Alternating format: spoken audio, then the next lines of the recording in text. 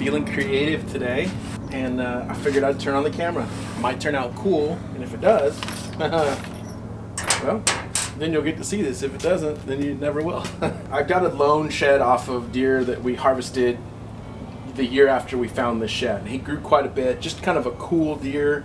I know it just looks like a very, very basic 8, right? Nothing special, but this deer blossomed into something really, really cool. Super, super heavy antler, but just a Wyoming Western whitetail, and I want to put him up on the wall just as a solo shed, about like maybe that angle, right? So he's looking at me. I'm going to utilize the RH1 today. This is from Rack Hub, and it's ultimately it's designed to mount a single shed. I'm gonna try and form it up like I would a crown mount, and then I'm gonna epoxy it. I don't know, like a goldy brown epoxy. I don't know, I just wanted to play with the epoxy and all the stuff. So I'm gonna bury this in mud. I also had somebody comment, hey, try Hercules water putty instead of the mix I'm doing. I'm always listening. I'm always considering everything that people say. Please don't ever think I don't appreciate a comment, good, bad, or otherwise. I'm listening because I don't know everything, of course. So I bought some of the Hercules water putty. I'm going to try it here, and if it works and it's better than what I'm currently using, I will incorporate it into everything I do. So never be afraid to stop learning. Don't ever become a character of yourself or think that you're all that just because. Embrace being good at what you do, but always be open to learn. I don't know, maybe that's awkward. That's what I'm gonna do.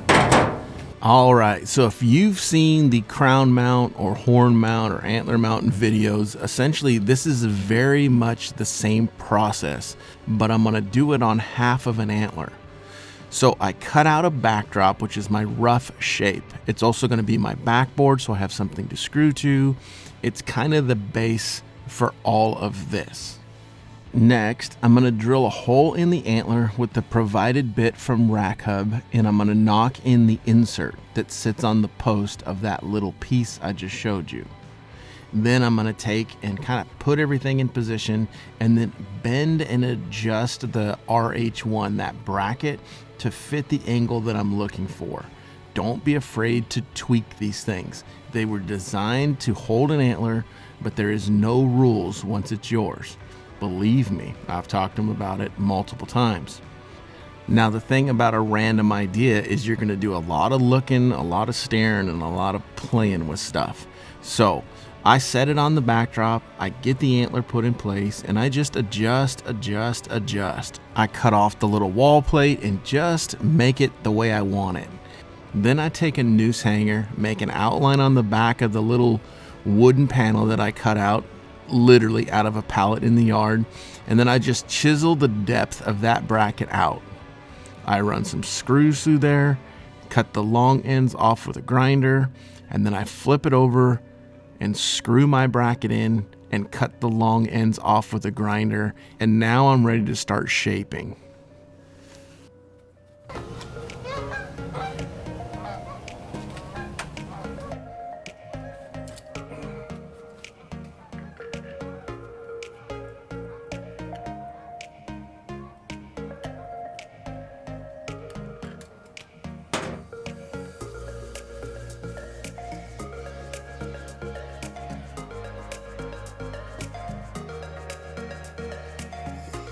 Happy with the way it looks as is. I'm going to drop a little super glue on all those threaded joints all over the RH1 just to hold them in place in case I knock something out of place while I'm shaping everything. Then I take my backboard and screw it to a form board. What I didn't realize is I was going to do the whole thing in that Hercules water putty, and then all at once I was like, oh no, I can't do it on raw wood. So I scrape everything off, I go to plan B, and I wind up adding the Hercules water putty to the Whitebone crown mount mix, which is plaster of Paris and cement. Sometimes I say concrete, and I apologize, I didn't even know there was a difference. Plaster of Paris, cement, and then I added the rest of the Hercules water putty in the mix. I took 3 big scoops in a tub added the water, got it to a consistency of clay, and then I just started shaping as if it was a rough profile of a deer's face.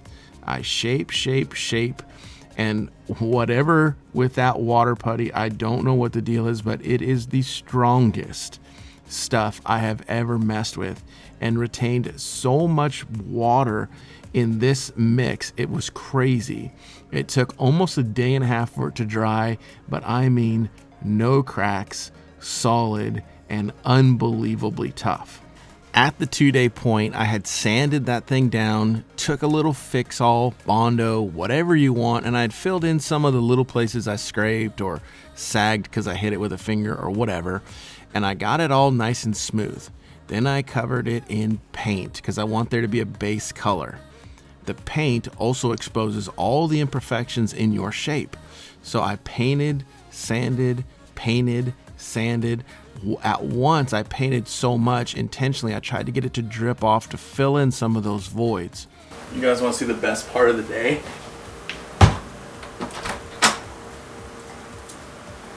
It's me.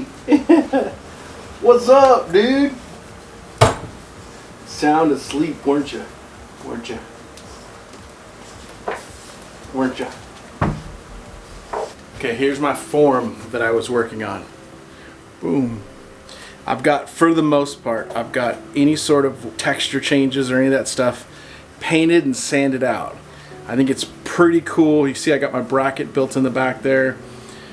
The reason I put a base color on the back is because I tried to epoxy this skull, but everything ran off. And because it's white underneath, it just looks streaky and kind of brown. So instead of putting on 2 layers, I thought, what if I just put a base layer down, blah, blah, blah. Here's where I'm at. Super clear tabletop epoxy, and I use it all the time. But I use it to fill tusks. I use it to kind of, you see me kind of fill in the crown mounts, things of that nature. I'm gonna try and use it as a pour-on epoxy for this. I don't know anything about it, right? Like, nothing. And I didn't do any research on it, so I'm just playing with it. And I may have to do it 2 or 3 times. I'm headed to the sheep show, so I wanted to do it now so it had 2 or 3 days to dry. So this stuff here is 1-to-1.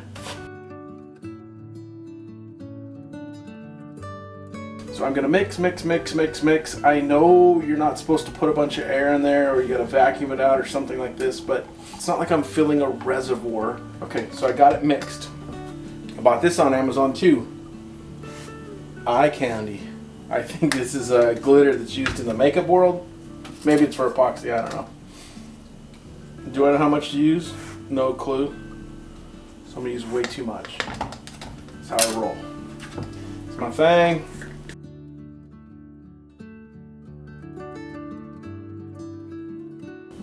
Shut up, dude. Shoot, maybe I should just brush it on. Shoot. I'm wondering if I should not pour it on there. I should just paint it.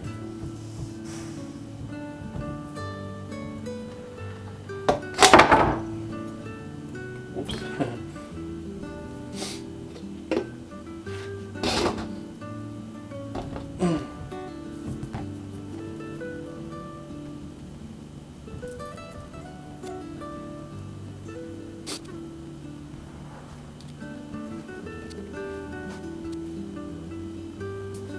I think I'm gonna leave it.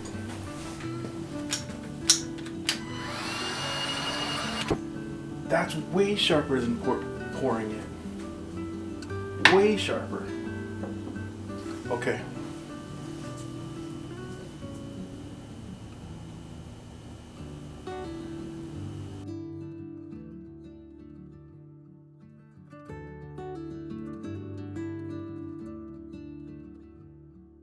Okay, y'all, you gotta tell me the truth. Do you like it or do you not like it? You know you're not hurting my feelings if you say you don't. I can't figure it out. To be real honest with you, I'm not sure. I'm not sure if the world is ready for this epoxy and the rustic art of an antler. I'm I'm not sure. Here's the bottom line. I want to encourage you to do cool stuff. Mess with it. You got nothing to lose. And the beauty of the RH1, you always have your antler. You can just take this piece and throw it away. You always have your shed. Anyway, thank you for watching. Be kind to one another. Go out and do cool stuff.